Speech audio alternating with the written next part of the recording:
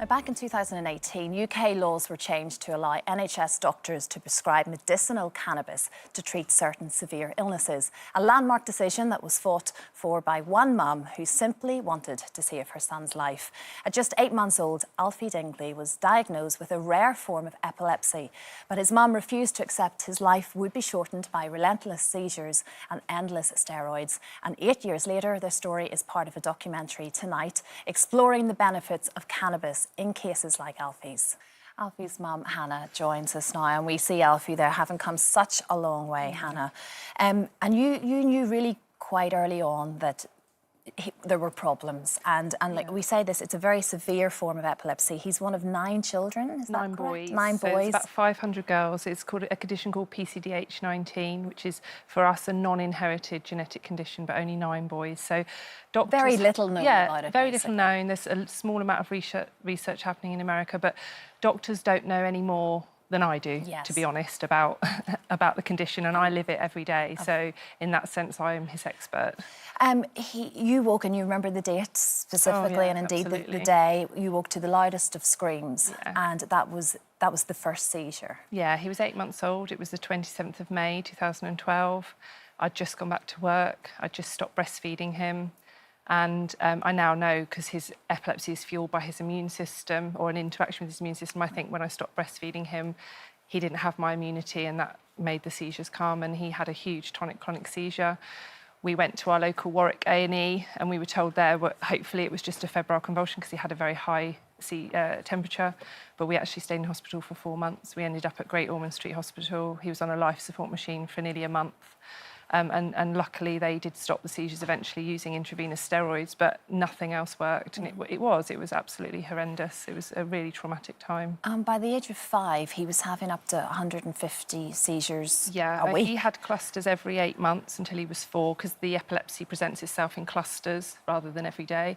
And by age 5, the seizures were just getting worse and worse, and he was having a cluster every week of up to 150 seizures. We were in hospital anything from 3 to 5 days, home for a few days and then back again, basically.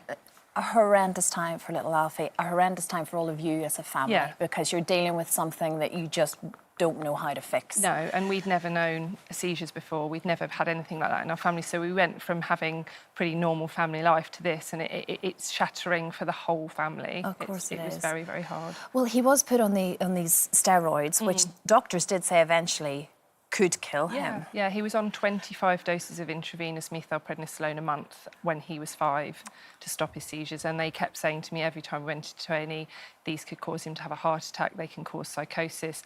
But there was nothing else that worked. No alternative. We didn't know what to do, exactly. So it was just a terrible time, and it's when you then started to do your own research and came across medicinal cannabis products. I just started Googling sort of epilepsy treatments, and I found the first use of, or documented use of, or not the first use, sorry, documented use of by William O'Shaughnessy, a doctor in the 1800s who used cannabis to stop epilepsy. I mean, cannabis has been used for probably hundreds of thousands of years. I mean, it's been on the earth for a long time and used as a medicine, but that was the first documented case. And I just then joined groups on Facebook, and I talked to families in America and Canada and Holland who were using cannabis products, and they were seeing a 50 to 100% improvement in seizures, cognitive development improvements.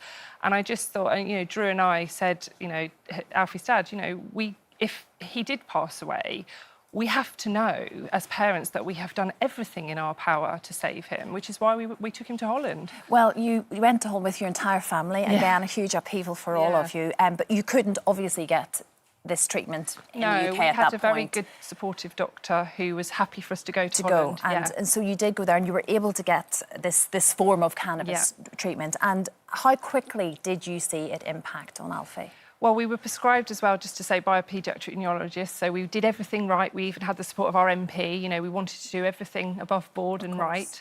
And within 5 weeks, when we got to 150 milligrams of CBD, Bedrolite it's called, a CBD product made by Bedrocan, we went 17 days without a seizure. So, and that doesn't sound long. That was the first time ever but then. He was going 4 to 7 days. So 17 days without a seizure was just amazing. And when he did have a seizure, he was having maybe 5 or 10 at the beginning rather than hundreds, and they were getting on top of them really quickly. And as the months went by and we upped the dose, he just got better and better and better. And then in the end, when he did have a cluster, he had 2 or 3, and he might need 1 dose of steroids rather than 5. You know, we're not talking about a cure here. We're talking about giving a little boy who has a severe life-altering condition which may kill him a best quality of life, and that's what this medication did. But the problem with the doctors here is that they're saying there aren't enough trials to say that this is the right thing to do, although in many respects Alfie is a living trial himself. He absolutely is, and I think we need to look at other legal jurisdictions around the world. The problem is cannabis doesn't fit into the pharmaceutical model. We can't, you know, we are now having pharmaceutical companies who want to make drugs from cannabis, and they'll use isolated cannabinoids. That's not the best way for cannabis to work. Alfie takes a full extract oil, which is just the plant in an oil. And it's that's sort of what purest form. It's pure form. You know, that's been used all over the world. We don't need trials, as far as I'm concerned. We need research. We probably need observational trials.